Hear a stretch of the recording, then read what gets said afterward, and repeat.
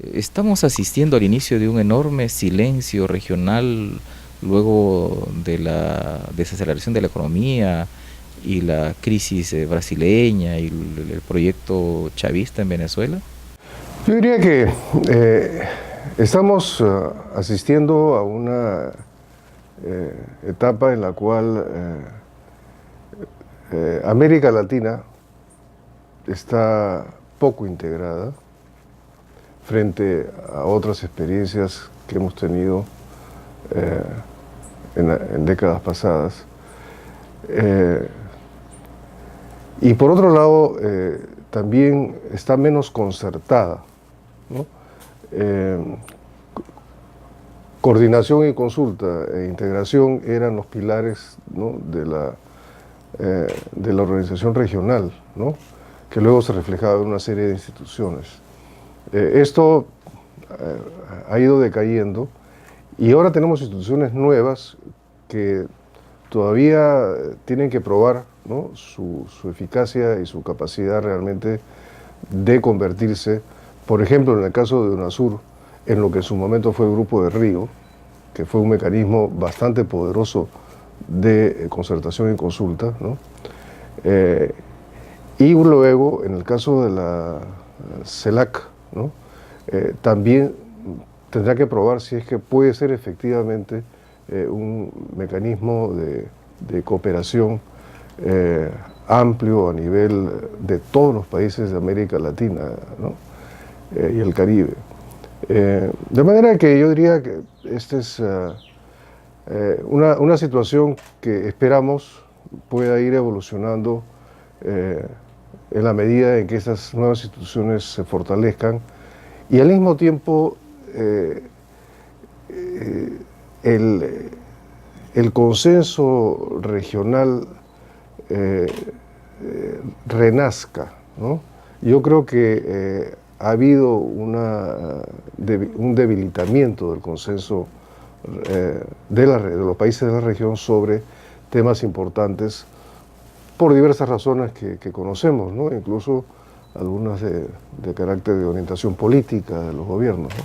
En los últimos 10 o 15 años América Latina saque tan poco, digamos, ¿no?, tenga una voz colectiva tan disminuida, incluso hacia los temas de adentro, patentizado por ejemplo en el hecho de que el presidente Obama designa un delegado para ayudar al proceso de paz en Colombia, el general Aronson, pero el resto de países de la región miran este proceso de diálogo en Colombia casi de reojo, de costado, ¿no? Yo no tengo una visión tan pesimista sobre la situación de América Latina. Yo diría que los países de América Latina estamos siendo vistos actualmente, ¿no?, como países de ingresos medios emergentes, ¿no? Y desde ese punto de vista, las relaciones económicas, ¿no?, de diversos países del mundo con América Latina se han desarrollado de una manera significativa. Hoy día existe interés, ¿no?, en América Latina desde el punto de vista económico, sea en inversiones, comercio, etcétera, y también político, ¿no? América Latina participa a través de Naciones Unidas y de otros mecanismos en diálogos políticos. En la medida en que el consenso latinoamericano, ¿no?, se ha ido debilitando en torno a temas importantes internacionales, entonces la capacidad de una presencia más activa en esas consultas, ¿no?, a nivel global sobre materias políticas, también es que ha sufrido un poco, ¿no? Sin embargo, en otros temas también de importancia política, por ejemplo, como es el cambio climático, América Latina tiene una posición de liderazgo, ¿no? Este proceso tenga un acompañamiento regional como en algún momento tuvo la paz en Nicaragua, la paz en El Salvador, la paz en Guatemala, con Contadora, Esquipulas. En este momento no lo veo, porque creo que Colombia no lo desea.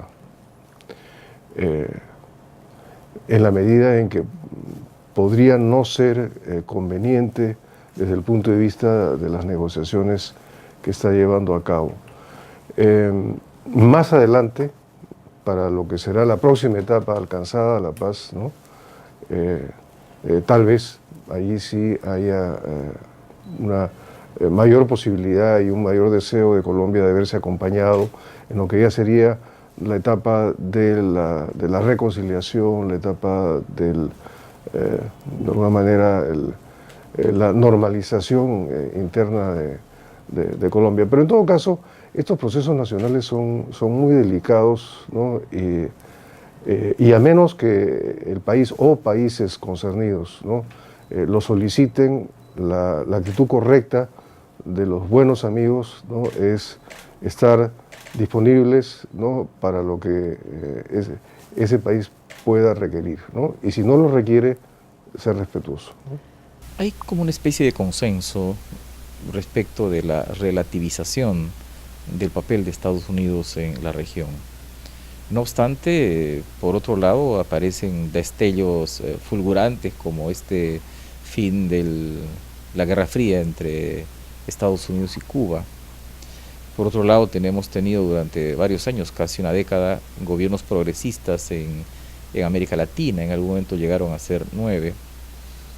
¿Cree usted, no obstante, que en general se han modificado las relaciones entre América Latina y Estados Unidos en una vía de de mayores contrapesos, más allá de las tensiones que se producen entre algunos países de la región y la administración norteamericana?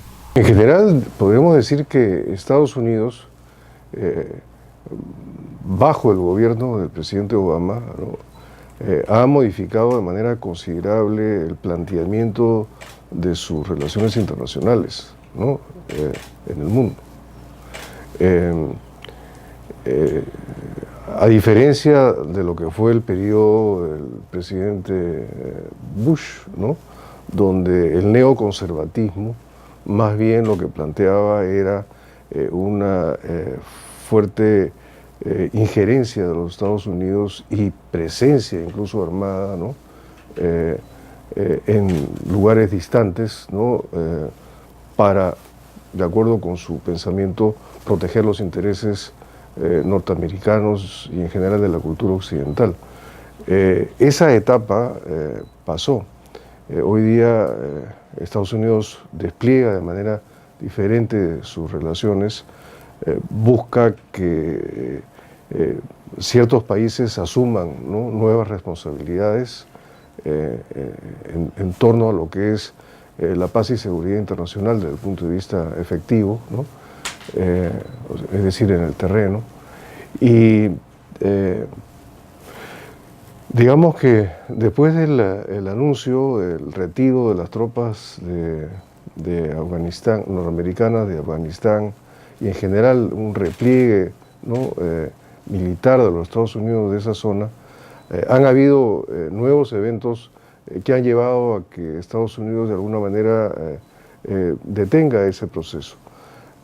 Y concretamente el caso del Estado Islámico, la crisis en Siria, etc., ¿no? Pero en lo que se refiere a América Latina, Estados Unidos ha tenido, bajo el presidente Obama, un tema en particular, que es el tema migratorio.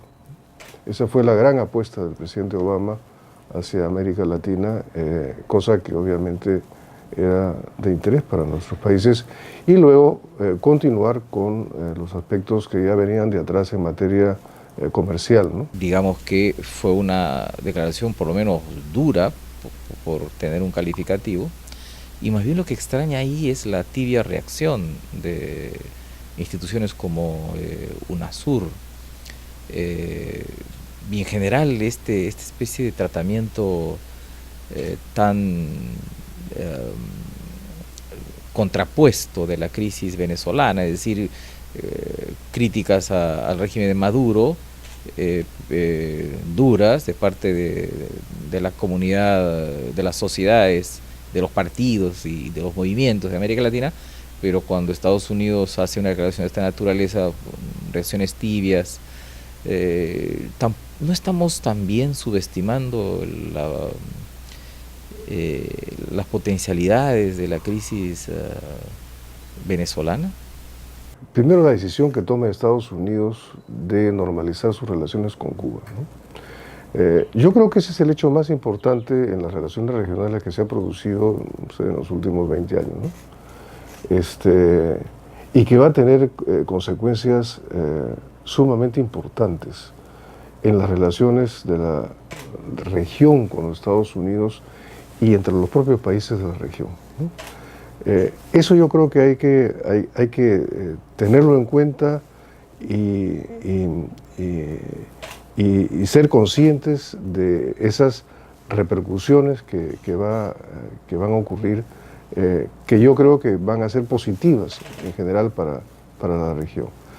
En el caso, por ejemplo, de la declaración de Estados Unidos que has mencionado, indicando de que Venezuela constituía una amenaza a la seguridad de Estados Unidos, yo creo que fue una declaración desafortunada, que sí concitó el rechazo de los países de la región, que se expresó en UNASUR, se expresó en el CELAC, en diversos foros, y que Estados Unidos pues termina dándole explicaciones a Venezuela de que en realidad no era eso lo que realmente Estados Unidos pensaba de Venezuela, sino era la vía legal de poder aplicar determinado tipo de medidas restrictivas a ciertos miembros de la cúpula gobernante venezolana, ¿no?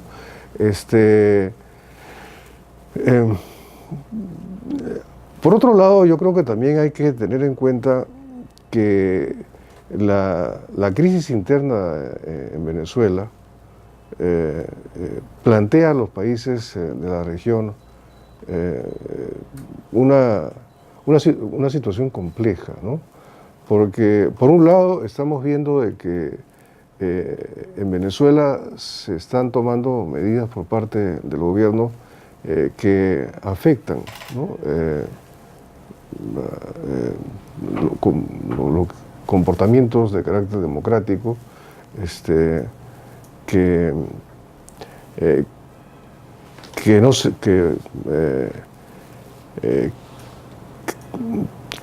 de alguna manera pues también contrarían los principios que consignamos en la Carta Democrática Interamericana, ¿no? Ahora, por otra parte, es delicado tratar de intervenir en la política interna venezolana, porque eso sería violar, ¿no?, la soberanía de Venezuela, y como siempre es el país el que debe requerir la ayuda de la comunidad. De manera que ahí lo que hay es una actitud más bien de procurar el diálogo entre los venezolanos, entre el gobierno y los grupos de la oposición, para buscar que entre ellos puedan encontrar una salida pacífica al conflicto.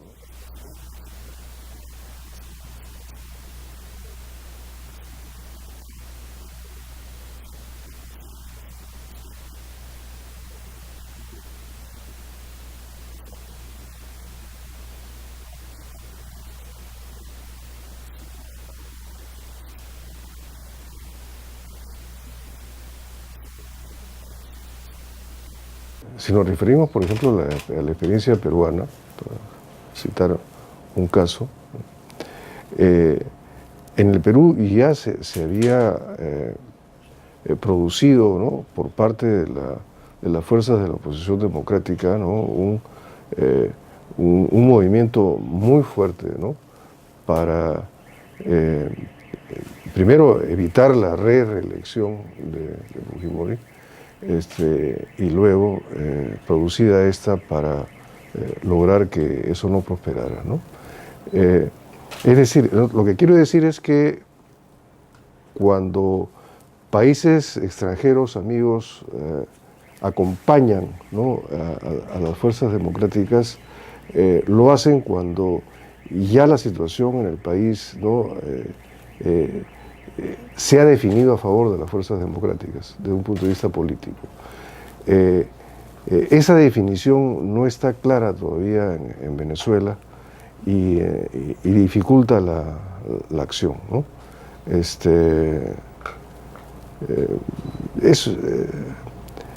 muy complicado, ¿no? El principio de no intervención sigue siendo un principio central de nuestra política exterior, y cómo conciliar eso con la defensa de los derechos humanos, ¿no? Eso fue lo que tratamos de hacer a través de la Carta Democrática, pero la Carta Democrática se aplica si es que hay un consenso generalizado para aplicarla o a pedido del país interesado. Ninguna de las dos condiciones se da, ¿no? Por otro lado, en una mirada de los problemas de la región, usted señalaba que hay una mayor conciencia ambiental en América Latina, lo cual es cierto. Sin embargo, también es cierto que hay un conjunto de temas llamados nuevos, como la seguridad energética, el recurso del agua, la lucha contra las drogas, que no es tan nuevo, pero digamos el crimen organizado, en general la seguridad ciudadana, que no ha provocado una discusión de fondo. Escuché en la cumbre de Panamá el discurso del presidente de Guatemala en relación al asunto de las drogas, pero es evidente que también ahí responsabilidad quizás de políticos, empresarios y las propias diplomacias, como que aún no nos metemos a los temas nuevos de fondo de la región, ¿no? Yo creo que tiene que ver eso con la calidad de la concertación latinoamericana, ¿no? Que de alguna manera se ha ido bajando de nivel, ¿no? Debido a lo que son las realidades políticas de los propios países de la región, ¿no? Yo confío en que haya posibilidad de mejorar ese nivel de interlocución entre los países de América Latina y por ejemplo, en el caso de UNASUR, que lo tenemos, que es, digamos, el organismo que tiene que ver con nuestro propio entorno, esos temas puedan ir ganando prioridad en la agenda, ¿no? Yo creo que no podemos desconocer el hecho de que se ha producido, ¿no?, en América Latina en los últimos 15 años, ¿no?, más o menos,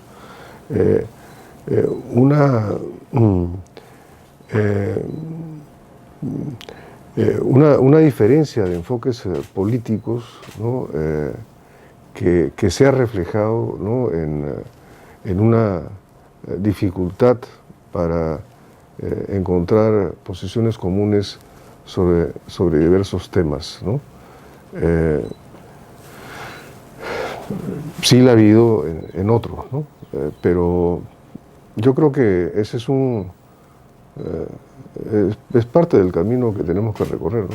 Y algunos creemos que Perú ya es a Brasil lo que México terminó siendo en relación a Estados Unidos. Lo señala el índice la cantidad tan importante de exportación de cocaína peruana al Brasil, pero digamos ya no en el ámbito del conjunto de América Latina, sino en este ámbito de Sudamérica. Hay una crisis sobre el asunto de las drogas que cada país lo lleva por su cuenta, y tenemos tan lejos a la OEA y a CICAD que daría la impresión que este es un tema casi abandonado, ¿no?, por las relaciones internacionales regionales. Yo diría que en un plano bilateral está bastante activo ese tema en las agendas de cooperación. En un plano multilateral, ¿no?, es donde Eh, en la OEA es que finalmente no se lograron avances, pero luego en el marco, por ejemplo, de UNASUR, es un tema que está colocado en la agenda de cooperación, ¿no? De manera que uno podría esperar de que UNASUR se compenetre con el tema y surjan, ¿no? Y que se fortalezca la cooperación de los países sobre este tema. Pero como repito, en el plano bilateral sí hay una cooperación efectiva, ¿no? Ahora, entrando a la política exterior peruana, de este ciclo democrático 2000-2015, 15 años, ¿cuáles fueron, cree usted, los hitos de nuestra política exterior?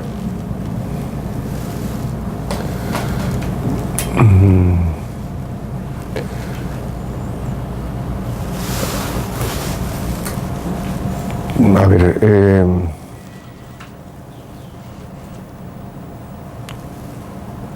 yo creo que un primer hito fue la propuesta peruana para la Carta Democrática Interamericana en la OEA, tan pronto recuperamos la democracia. Yo diría que esto marcó una clara posición del Perú, ¿no? Y el Perú hizo una contribución, ¿no? Al fortalecimiento de la democracia regional. Lamentablemente la experiencia en la aplicación de la Carta Democrática no es todo lo positiva que hubiéramos deseado, ¿no? Pero eso es materia de otro tipo de discusión, pero como iniciativa y como aporte, yo creo que fue algo realmente importante.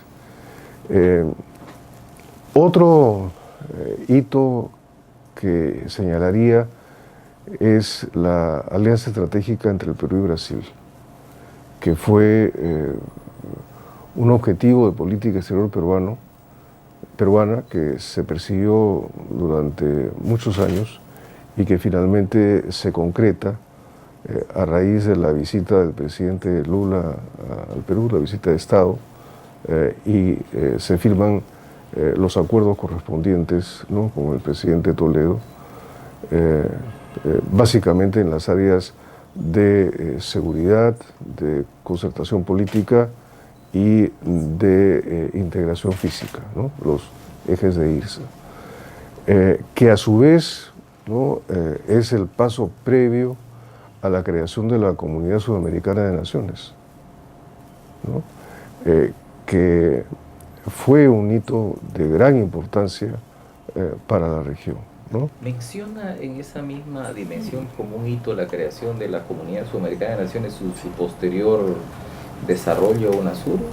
¿O no entraríamos, bueno, no llegarían a ese nivel de consideración? La Comunidad Sudamericana evoluciona hacia UNASUR, ¿no?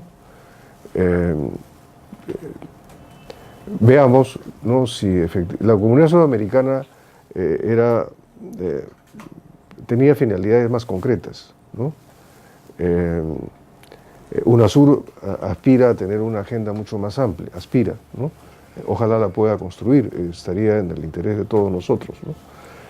Pero bueno, es el antecedente de la creación de UNASUR. Pero ahí tenemos iniciativas de política exterior peruanas realmente importantes. ¿Otras más? Otra, por ejemplo, muy importante es la creación de la Alianza del Pacífico. Esa es una iniciativa peruana, en este caso el presidente García, que se materializa, ¿no? Y que hoy día está considerado como el grupo de integración más activo y exitoso de la región, ¿no? Y finalmente, digamos, la decisión de llevar a la Corte de la Haya, ¿no? El diferendo sobre el límite marítimo con Chile, ¿no?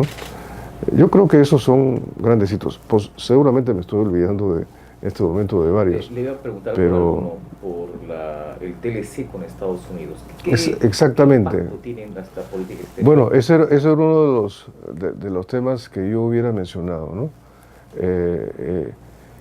El TLC con Estados Unidos yo creo que marca un punto de inflexión, ¿no?, en la manera como el Perú se ve a sí mismo en el mundo, ¿no? La decisión de ir adelante con el TLC, más allá del esquema de preferencias comerciales andinas que Estados Unidos nos daba, pero ya ir hacia un tratado de libre comercio con obligaciones mutuas, yo creo que significó que el Perú finalmente dejó de mirarse el ombligo, ¿no? El Perú siempre fue un país muy ensimismado, ¿no? Que miraba mucho hacia adentro. Y yo creo que eso lo que significa es que a partir de ese momento el Perú empieza a mirar hacia afuera y ese es un proceso que además cobra un gran dinamismo, ¿no? Con múltiples negociaciones que van completando una red de acuerdos similares, por ejemplo, con la Unión Europea y con diversos países, incluyendo y en diverso grado con China, en fin, al punto que hoy día el 95% de las exportaciones peruanas están cubiertas por acuerdos de libre comercio, pero que no solamente tienen importancia desde el punto de vista de lo que han significado en términos de apertura de mercados para el Perú, sino de la generación de un marco jurídico de relaciones que dé seguridad a esas relaciones y propicie, por ejemplo, un mayor flujo de inversiones hacia nuestro país, ¿no?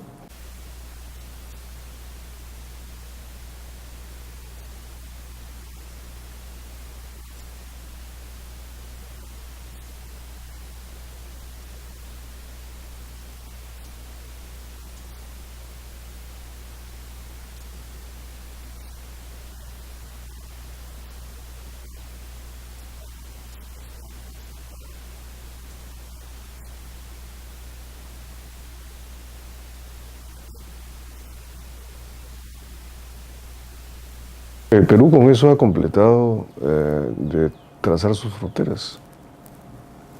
Nos faltaba la frontera marítima. Y finalmente lo hemos hecho a través de un acuerdo con Ecuador y luego a través del fallo de la Corte en lo que se refiere al límite marítimo con Chile. Ya nuestras fronteras terrestres estaban definidas, faltaba la frontera marítima. Y eso yo creo que nos debe dar mucha confianza, ¿no? Y al mismo tiempo el haber logrado un fallo de la Corte que acoge en una medida muy apreciable, ¿no?, lo que fue la demanda peruana, yo creo que también es algo que debe fortalecer la autoestima, ¿no?, de los peruanos.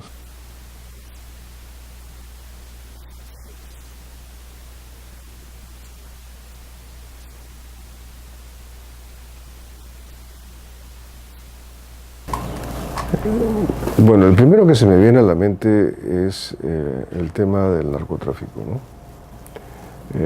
Y eso como una responsabilidad nacional y una cooperación internacional imperfecta, ¿no? No podemos dejar de reconocer que ha habido una expansión de la producción, pero al mismo tiempo ha cambiado la naturaleza misma del narcotráfico en el Perú, en el sentido de que el Perú, de ser un país productor de hoja de coca y a lo mucho de pasta básica de cocaína, hoy día el Perú produce y exporta clorhidrato de cocaína, ¿no? Y por otro lado, a diferencia también de antes, donde lo que teníamos eran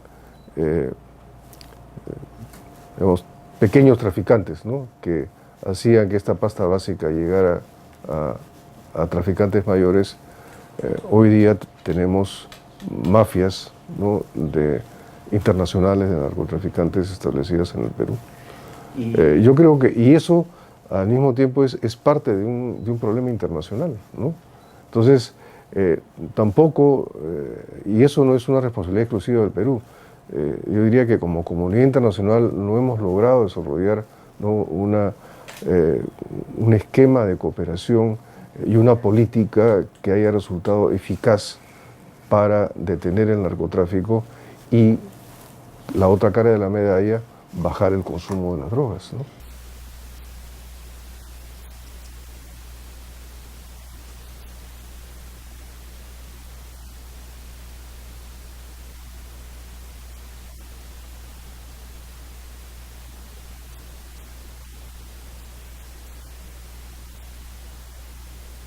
Bueno, yo creo que eso no se aplicaría al Ecuador. Las relaciones con Ecuador a partir de los acuerdos de paz de Brasilia han sido extraordinarias, ejemplares. Gabinetes binacionales reuniéndose periódicamente, una gran empatía además a nivel de los gobiernos, cooperación muy activa en todos los campos.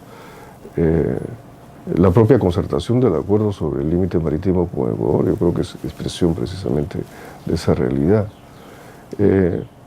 Bueno, pero como que es un amor frío, ¿no? No, para nada, para nada. Yo no lo aprecio así. Y yo he participado en por lo menos 2 reuniones de gabinetes binacionales cuando era ministro, ¿no? Tanto. En el caso de Bolivia, digamos que ha faltado empatía, ¿no? Ha faltado empatía y no sé, la verdad es que habría que hacer un análisis más a fondo sobre lo que ha ocurrido con Bolivia durante este periodo. No fue buena la relación personal entre el presidente Toledo y Evo Morales, tampoco la fue con Alan García, y con Humala, pues no diríamos que ha sido mala, pero ha sido fría, ¿no?